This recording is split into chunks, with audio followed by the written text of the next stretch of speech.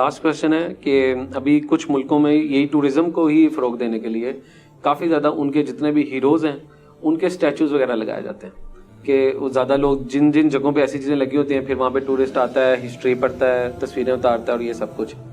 ہمارے ملک میں اس طرح کی چیز بہت کم ہے, لیکن کیا یہ کی جا سکتی ہے؟ دیکھیں, اگر تو تعظیم کی نیت سے کوئی بت بنایا گیا ہے تصویر, وہ تو غلط ہے. ویسے اگر ایک ہسٹوریکل پلیس کے اوپر لوگوں کو ایجوکیٹ کرنے کے لیے کوئی اس قسم کا بنایا جاتا ہے نا مجسمہ, اس مجسمے کے اوپر اس طرح کفر و شرک والا فتویٰ تو نہیں لگتا, لیکن اسلام کے مزاج میں یہ چیز ہے نہیں ہے. البتہ غیر مسلموں کے جو مجسمے ہیں جس طرح افغانستان میں تھے, وہ توڑنے کی بھی اجازت نہیں ہے. مسلمان کو یہ زیب نہیں دیتا کہ وہ انسانوں کے مجسمے بنائیں, ورنہ تو صحابہ کرام نبی علیہ السلام کی ایک تصویر ہی ہمارے لیے بنا کے رکھ لیتے, کوئی مجسمہ بنا کے رکھتے. اس زمانے میں ٹیکنالوجی تو موجود تھی, اتنے زبردست پینٹرز تھے, تصاویر بناتے تھے, لیکن نہیں بنائی گئی. جس طرح ابھی قائد اعظم کے, علامہ اقبال کے مجسمے پلس ہماری گورنمنٹ نہیں ہونے چاہیے, جو تصویر بھی قائد اعظم کی لگی ہوتی ہے پیچھے, بالکل نہیں ہونی چاہیے. میں تو اسے درست نہیں سمجھتا. دیکھیں, یہ تو شرعی مسئلہ ہے, باقی بل فیل کیا ہو رہا ہے اس کے جواب تو حکمران نہیں دیں گے. آپ اس کو چھوڑ دیں, آرمی چیف جب تبدیل ہوتا ہے نا تو کروڑوں روپیہ صرف اس کے اوپر لگتا ہے کہ سارے دفاتر میں آرمی چیف کی تصویریں چینج ہوتی ہیں. آپ کو یہ تو پتہ ہی نہیں ہے, آپ تو صرف محمد علی جناح کی تصویر کو لے کے چل رہے ہیں.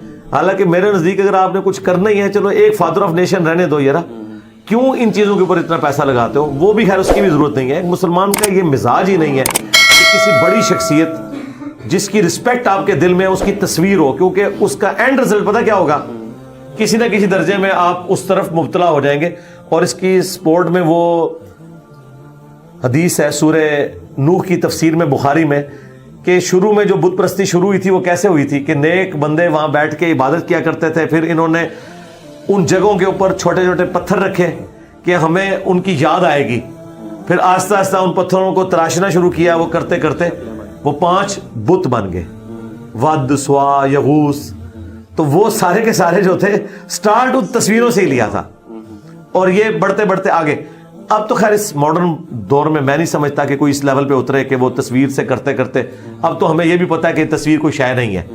دنیاوی تعلیم کو آپ یہ کریڈٹ دیں کہ بت پرستی کا اس نے قبر توڑ کے رکھ دی ہے, کہ انسان جو ہے نا وہ سمجھ گیا کہ یار ان چیزوں سے کچھ بھی نہیں ہونا.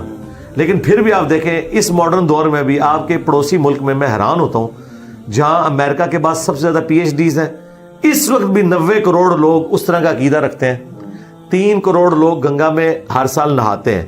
ہم کسی مذہب کی ڈس رسپیکٹ والا معاملہ نہیں کر رہے, لیکن حیران ہے کہ اس مذہب ہندوازم کی کتابیں بھی ون گاڈ کی بات کر رہی ہیں, اس گاڈ کی جس کا اسٹیچو نہیں ہونا چاہیے, جس کی تصویر نہیں ہونی چاہیے, جس کے ساتھ کوئی اور شریک نہیں ہے. لیکن پریکٹیکلی جس طرح مسلمان توحید کے معاملے میں کافی سارے مسلمان ڈیویٹ کیے ہوئے قرآن سے, اس طرح وہ بھی اپنی کتابوں سے ڈیویٹ کر چکے ہیں.